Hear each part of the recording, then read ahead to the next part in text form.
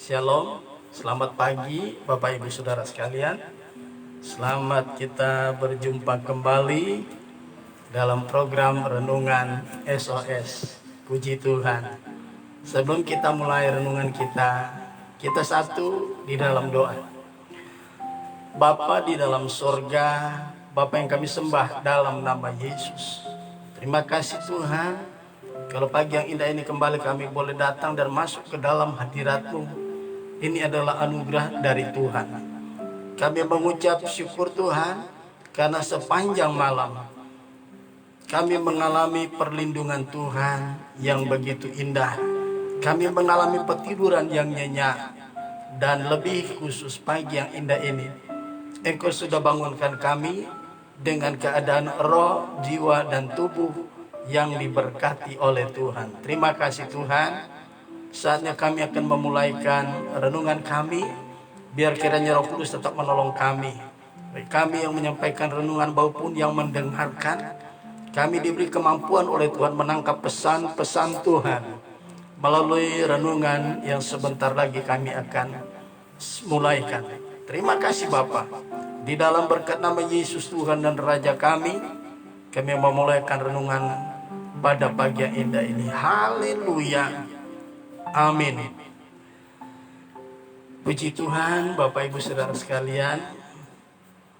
Kita kembali lagi dalam nas pokok kita tentang yaitu yang terdapat di dalam kitab Roma pasal 8 ayat yang ke-29 sampai ayatnya yang ke-30.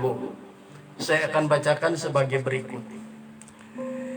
Ayat 29, sebab semua orang yang dipilihnya dari semula, mereka juga ditentukannya dari semula untuk menjadi serupa dengan gambaran anaknya, supaya ia, anaknya itu, menjadi yang sulung di antara banyak saudara.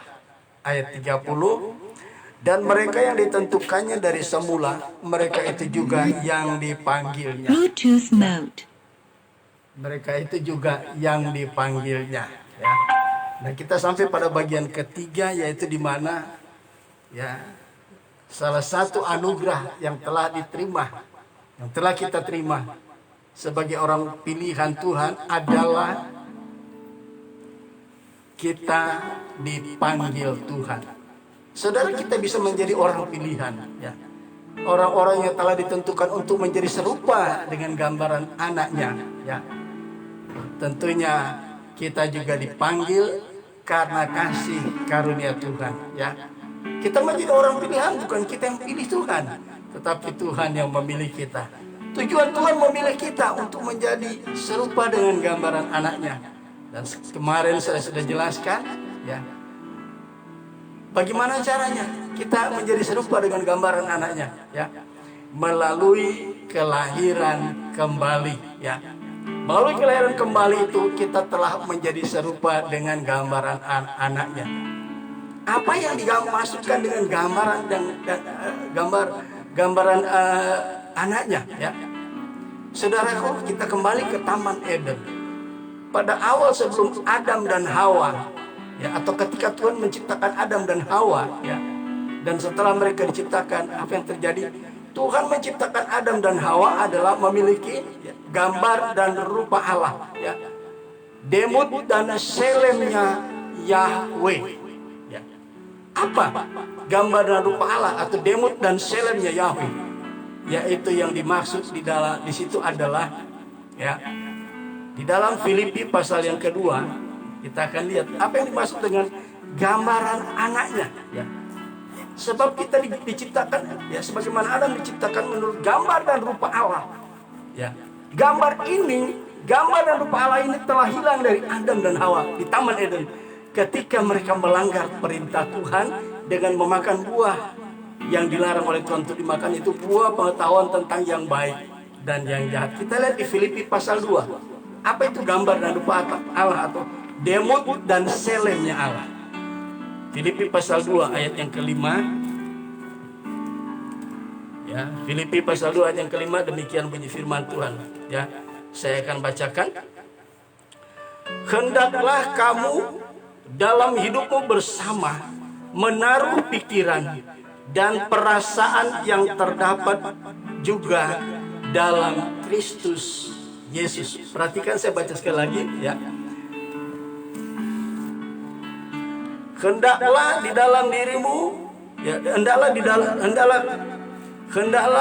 kamu dalam hidupmu bersama, ya, menaruh pikiran dan perasaan yang terdapat juga dalam Kristus Yesus. Gambar dan rupa Allah itu berbicara tentang pikiran dan perasaan Allah yang ada dalam ciptaannya. Ketika Adam dan Hawa diciptakan, mereka dilengkapi dengan pikiran dan perasaan Allah. Tetapi ketika mereka jatuh ke dalam dosa, pikiran dan perasaan Allah serta kemuliaan Allah yang menyelimuti hidup mereka itu tanggal, itu lenyap dari hidup mereka. Ya. Makanya gambar dan rupa Allah itu rusak. Ya, mari kita lihat di dalam Roma 3 ayat yang ke-23. Ya. Kita lihat Roma 3 ayat 23 sebelum kita masuk pada subtema yang baru, yaitu kita dipanggil oleh Tuhan, ya, bukan dipanggil ke sorga, ya, dipanggil oleh Tuhan. Tapi kita akan lihat dulu Roma pasal 3 ayat yang ke-23. Karena semua orang telah berbuat dosa, ya. Paulus ingatkan kepada anak-anak Tuhan yang ada di kota Roma, ya. Kenapa mereka dikatakan, ya? Karena semua orang telah berbuat dosa, termasuk anak-anak Tuhan yang ada di kota Roma. Mereka itu di hadapan Allah orang-orang berdosa sebelum mereka kenal Tuhan. Setelah mereka kenal Tuhan, Tuhan ingatkan lagi melalui Rasul Paulus, ya. Karena semua orang telah berbuat dosa dan telah kehilangan kemuliaan Allah. Pertama, pada waktu Adam dan Hawa belum jatuh ke dalam dosa, mereka memiliki yang namanya demut dan shelem, ya, pikiran dan perasaan yang ada pada Allah. Itu yang pertama. Yang kedua, dari ujung rambut sampai telapak kaki dipenuhi dengan kemuliaan Allah. Maka Kejadian 2 ayat 24, ya, di situ dikatakan dan 25, apa yang terjadi? Kejadian 2 ayat 24. Mari kita lihat Kejadian 2 ayat 24, ya. Kejadian pasal 2 ayat yang ke-24, ya. Haleluya. Gambar dan rupa Allah kita akan lihat di sini, ya.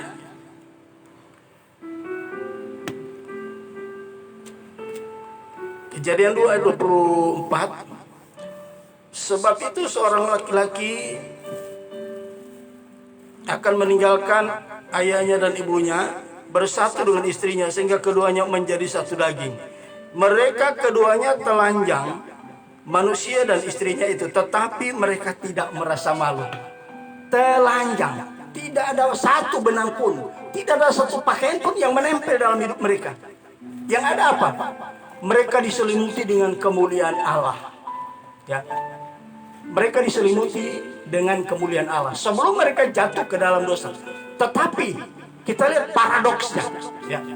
Dalam Kejadian 3 ayat yang ke-6, ya. Perhatikan, saya akan bacakan.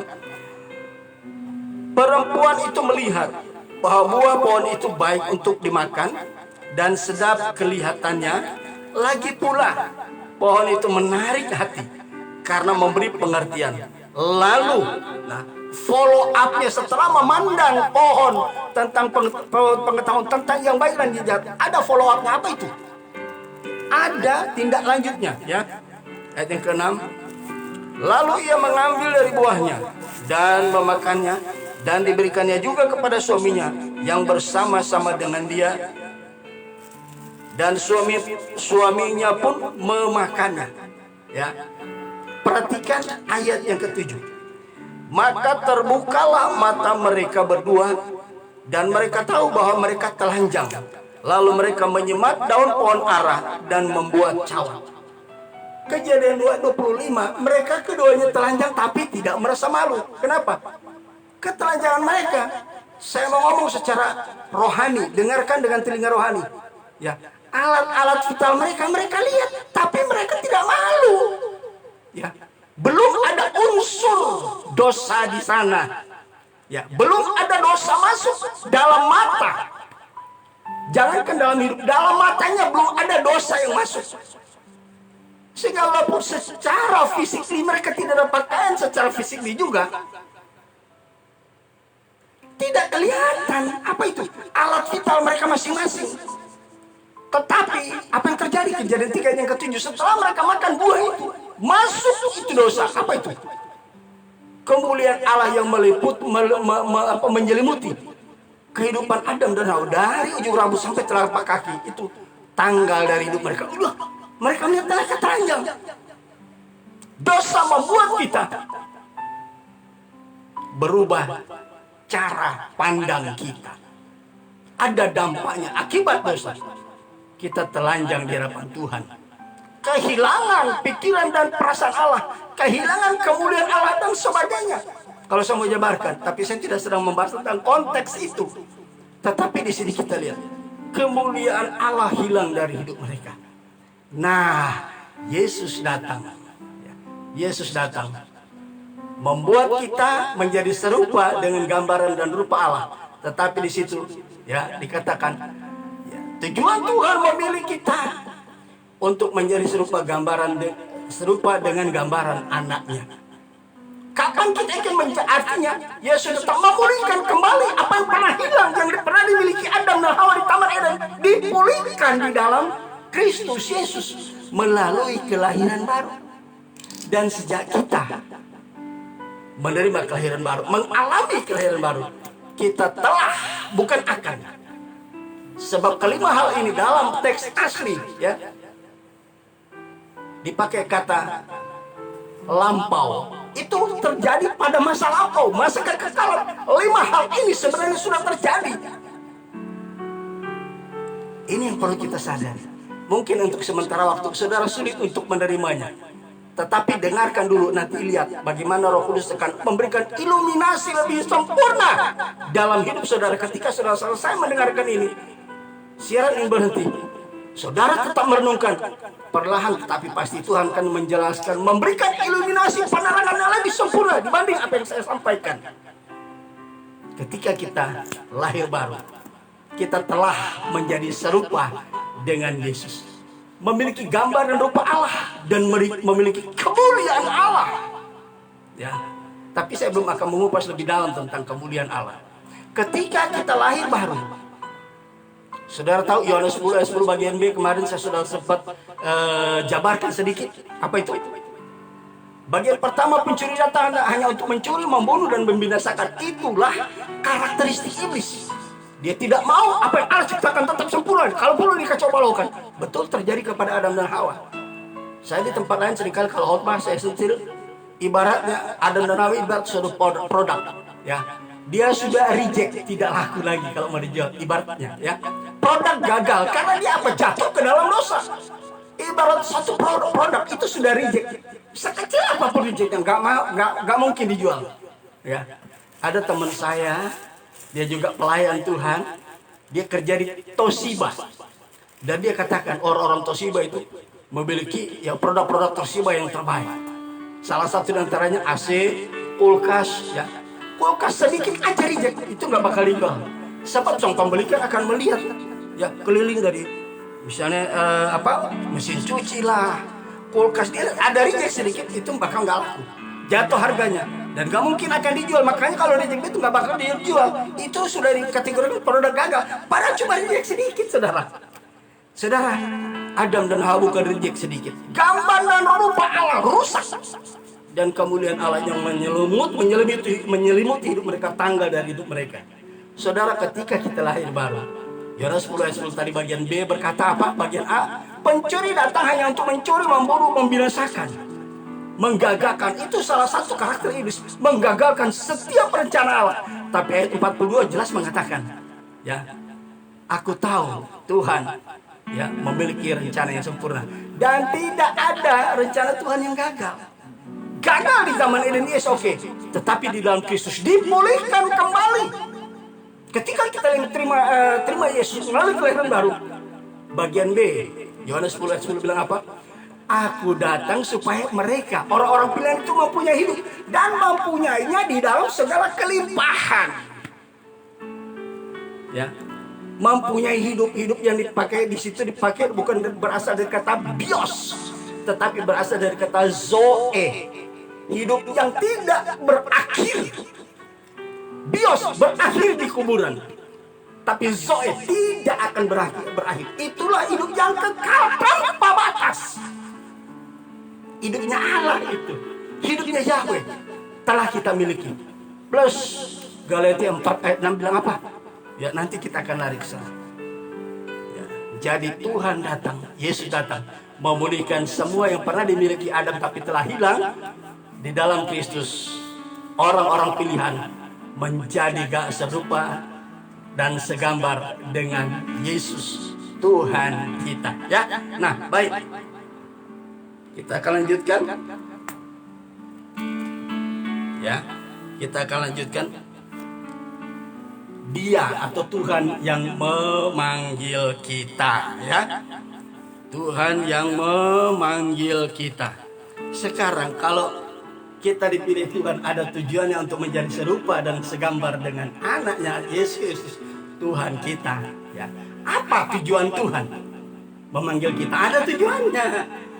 Tuhan memilih, ada tujuannya. Tuhan memanggil, ada juga tujuannya. Setelah kita memiliki gambar dan rupa Allah. Tapi ingat, sejak kita lahir baru kita telah menjadi serupa dengan Yesus Tuhan kita. Tetapi pertanyaannya, sudah berapa persen keserupaan kita dengan gambar dan rupa Allah? Ini yang menjadi tantangan. Ya. Kita sudah sempurna sama seperti Yesus, tapi sudah baru berapa persen? Ya. Kesempurnaan total akan kita alami pada glorification, pada hari pemulihan di mana Yesus datang kali kedua, gereja dimuliakan. Di situ di Roma 8 ayat 23 kalau saya tidak salah, ya. Ya, Roma 8 ayat 23. Dan bukan hanya mereka saja, ya, tetapi kita yang telah menerima karunia sulung roh, kita juga mengeluh dalam hati kita sambil menantikan pengangkatan sebagai anak, ya, sebagai anak secara universal, ya. Kalau kita pribadi sekarang baru secara de jure, ya, belum de facto nanti, ya, de facto nanti, ya. Sambil menantikan pengangkatan sebagai anak, yaitu pembebasan tubuh kita. Kita yang masih hidup ketika kedatangan Yesus kali yang kedua, hari glorification itu, gereja dimuliakan. Bagi yang masih hidup akan mengalami pengubahan tubuh. Yang mati dibangkitkan, yang masih hidup diubahkan, pembebasan tubuh. Kita masih dalam daging, maka kita belum serupa sepenuhnya seperti Yesus. Baru berapa persen? Karena ada tahapan-tahapan, ada proses yang akan terjadi sampai menunggu Yesus datang kali yang kedua. Di situ kemuliaan sepenuhnya seperti Allah, seperti Yesus. Ya, maka ada lagu tempo dulu, ya, seperti yang kemarin saya nyanyikan. Seperti Yesus, seperti Yesus. Kita sudah menjadi seperti Yesus, tapi baru berapa persen keserupaan kita dengan Yesus. Ya, tujuan Tuhan memanggil. Kita lihat yang pertama. Ya, saya tidak akan berlama-lama. Yang pertama, tujuan Tuhan memanggil kita, kita buka Yesaya 42 ayat yang ke-6, ya. Sekilas sedikit saya memberikan ringkasan tentang, ya, kita kemarin ditentukan untuk menjadi serupa gambaran anaknya. Sekarang tujuan Tuhan memanggil kita, sebab Dia memanggil kita loh. Tuhan memanggil kita, ada tujuannya, ya. Ya, Yesaya 42 ayat yang ke-6. Aku ini Yahweh, ya. Aku ini Tuhan telah memanggil, telah, ya, bukan akan, bukan sedang. Aku ini Tuhan yang memanggil, yang telah memanggil engkau untuk maksud penyelamatan. Nah, saudara, di zaman perjanjian lama sudah banyak bangsa di muka bumi. Tapi satu-satunya bangsa yang menjadi miliknya Allah cuman bangsa Israel. Haleluya. Ya, itu zaman perjanjian lama. Tuhan memanggil mereka keluar dari Mesir. Tujuannya untuk menyelamatkan. Tuhan memanggil kita dengan Tuhan memanggil kita juga sama dengan Tuhan memanggil bangsa Israel. Kita keluar dari kegelapan dunia ini masuk kepada terang Allah yang ajaib. Kita keluar dari dunia ini, dari kegelapan dosa masuk kepada terang Allah yang ajaib. Itu tujuan Tuhan yang pertama. Yang kedua, kita baca di Yesaya 49 ayat yang ke-6, ya. Yesaya 49 ayat yang ke-6. Kita dengarkan puji firman Tuhan. Terlalu sedikit bagimu hanya untuk menjadi hambaku. Jadi setiap orang percaya telah ya di hadapan Tuhan itu statusnya sama, yaitu hamba Tuhan. Terlalu sedikit bagimu hanya untuk menjadi hambaku, untuk menegakkan suku-suku Yakub. Ada 12 suku, ya, anak Yakub. Dan untuk mengembalikan orang-orang Israel yang masih terpelihara, ya. Tetapi aku akan membuat engkau menjadi terang bagi bangsa-bangsa, supaya keselamatan yang daripadaku sampai ke ujung-ujung bumi. Maksud Tuhan, tujuan Tuhan memanggil bangsa Israel keluar dari Mesir untuk menjadi terang bagi bangsa-bangsa, supaya keselamatan Allah yang telah mereka miliki itu juga menjadi bagian bangsa-bangsa lain di luar bangsa Israel. Tetapi sampai Yesus datang kali yang kedua, hal itu belum terjadi. Dan mereka menolak Mesias yang datang. Makanya sekarang bangsa Israel tidak menerima pemberitaan Injil. Belum semua orang Israel yang percaya Yesus. Baru 0, berapa persen dari populasi bangsa Israel yang ada sekarang.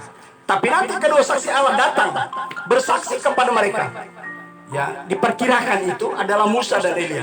Musa mewakili kitab Taurat, ya, dan Elia mewakili kitab nabi-nabi, di mana nubuatan-nubuatan tentang Mesias itu akan mereka sampaikan.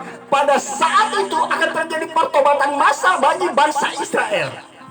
Ya, gereja Tuhan adalah pokok zaitun, diumpamakan pokok zaitun liar yang dicangkokkan kepada pokok zaitun sejati. Pada saat yang sama, pokok zaitun sejati Israel akan dicangkokkan kembali. Akan terjadi pertobatan massal pada waktu dua saksi Allah datang. Nah, sampai Yesus datang pun bangsa Israel tidak memenangkan jiwa-jiwa dari bangsa-bangsa lain. Ya, keselamatan tidak menjadi milik bangsa-bangsa lain. Yang percaya kepada Yesus saja pada waktu zaman Yesus cuma 0, berapa persen dari populasi penduduk bangsa Israel. Nah, Tuhan mau ketika kita dipanggil telah menerima keselamatan, kita harus juga menjadi terang bagi bangsa lain. Kisah 14 ayat yang ke-47. Mari kita lihat, ya. Ini Petrus khotbahkan pada waktu dia ada di rumah atau di persekutuan yang ada di rumah, persekutuan doa yang ada di rumah Cornelius. Kisah Rasul 13 ayat 47, ya. Kisah Rasul 13 ayat 47.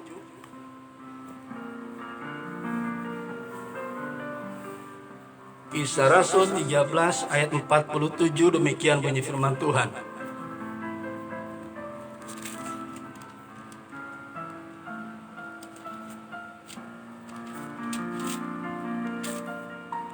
Saya akan bacakan. Sebab inilah yang diperintahkan kepada kami, ya. Aku telah menentukan engkau menjadi terang bagi bangsa-bangsa yang tidak mengenal Allah, supaya engkau membawa keselamatan sampai ke ujung-ujung bumi.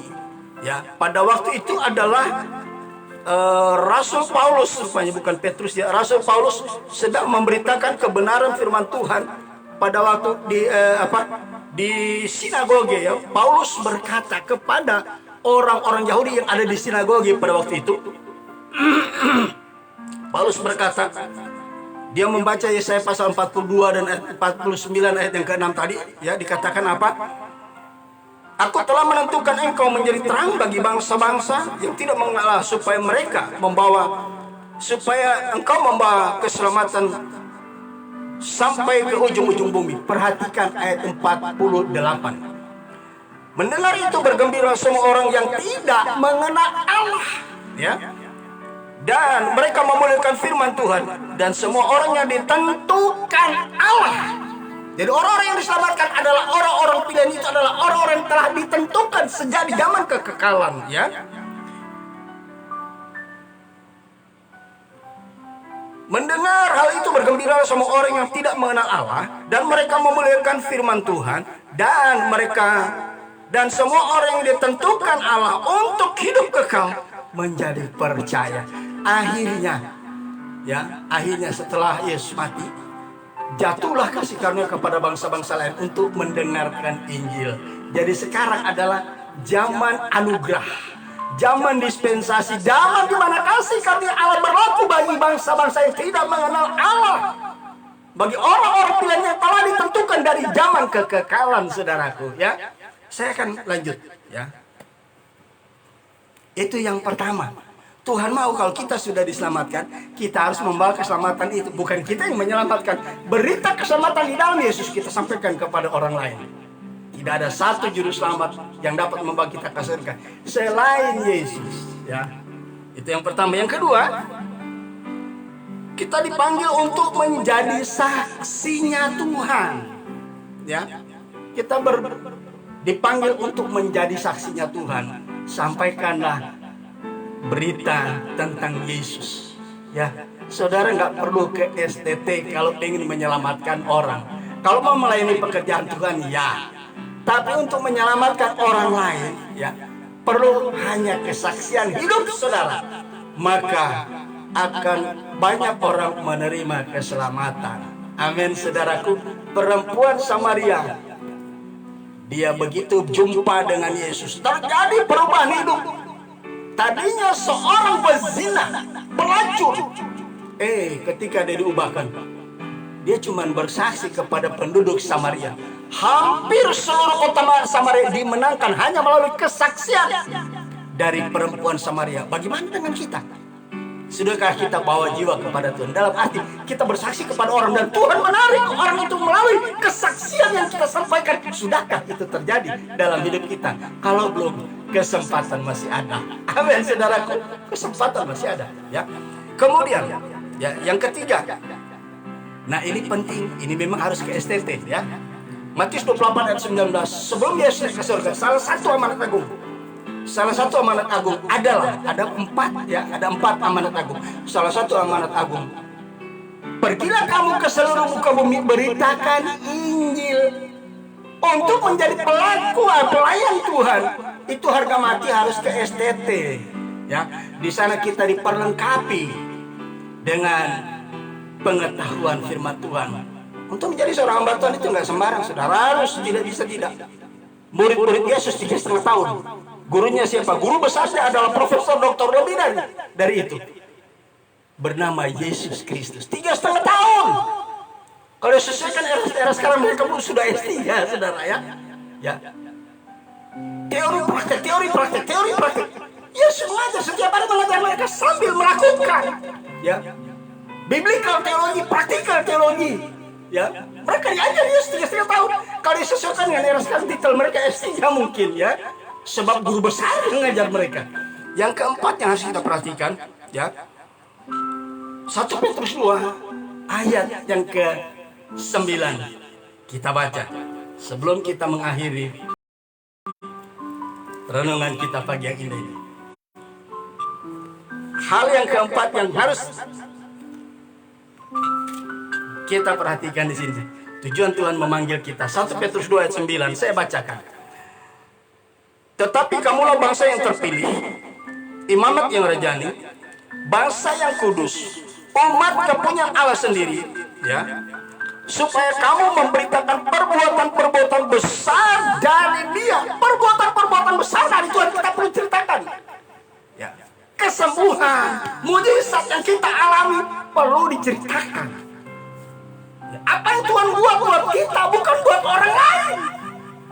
Bagaimana Tuhan mengubahkan kita, ya. Dari pemabuk jadi baik, dari pezina jadi baik, dari penjudi jadi baik, ya. Dari narkoba jadi baik. Sebab Tuhan itu baik adanya. Puji Tuhan, itulah yang Tuhan ingin. Kita ceritakan perbuatan-perbuatan besar dari Tuhan. Yang pertama mengubah hidup kita. Sudah menyelamatkan kita. Saksikan kebaikan Tuhan. Dan ceritakan kebaikan Tuhan melalui perbuatan-perbuatan Tuhan yang terjadi dalam hidup kita. Ya, moga kiranya renungan pagi yang indah ini sudah menjadi berkat buat saya dan saudara. Sebelum kita akhiri, kita dengarkan satu pujian bagi Tuhan. Haleluya.